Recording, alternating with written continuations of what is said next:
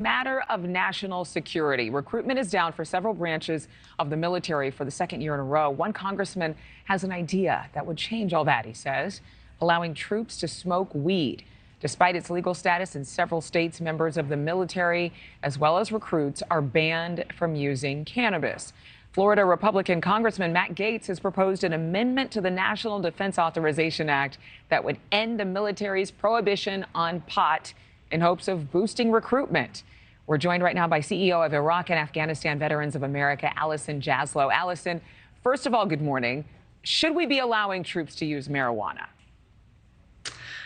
Well, good morning, and thank you for having me. I think the sad truth is that service members are being held to a different standard than many of their fellow Americans in states across the country. I think close to half of states allow recreational use of cannabis these days, and also more than half of states allow medicinal use.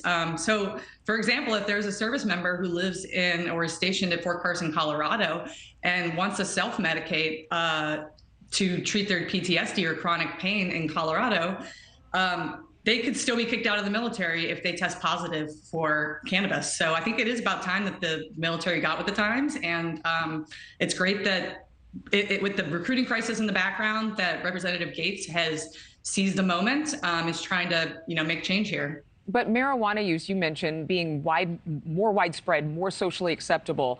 Does that justify our troops using it? I mean, shouldn't our troops be held to a higher standard? Marijuana does alter your senses. How in the world would the military make sure that troops weren't too high? Well, I don't think anybody's suggesting that they get high at work.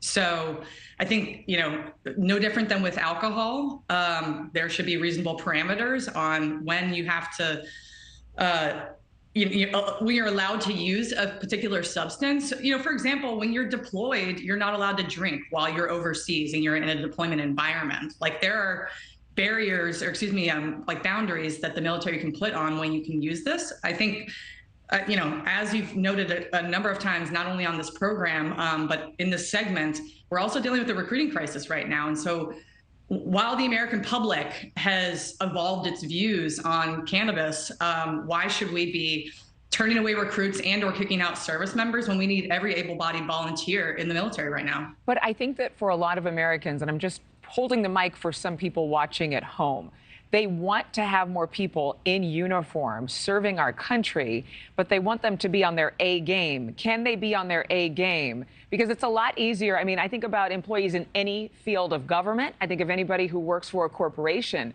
It's a lot easier, unless you're drug testing every single week, it's a lot easier to grab, get a hit and get high or smoke than it is to bring some whiskey onto the job.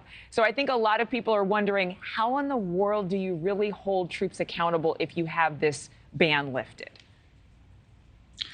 Well, I mean, I think it comes down to trust. I don't think, anybody is suggesting that people are smoking marijuana as you take a regular smoke break with a cigarette. I think, again, this is all about like whether somebody is testing positive, not whether they're using it in their daily life while they're on the job. Mm-hmm. And the reality is that there could be a service member who used marijuana, or a recruit who used marijuana 2 weeks before they decided to enlist.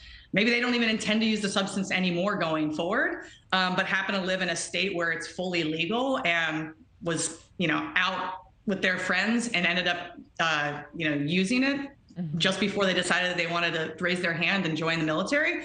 I think what this amendment is probably trying to do is make sure that those people aren't being barred from getting into the military just because of simple use that happened out there. Allison Jaslow, thank you for your perspective as always. Good to see you. Good to see you too. Have a great day. You too. Thank you for watching. Go to newsnationnow.com to find NewsNation on your television provider. And don't forget to click the red subscribe button below to get more of NewsNation's fact-driven, unbiased coverage.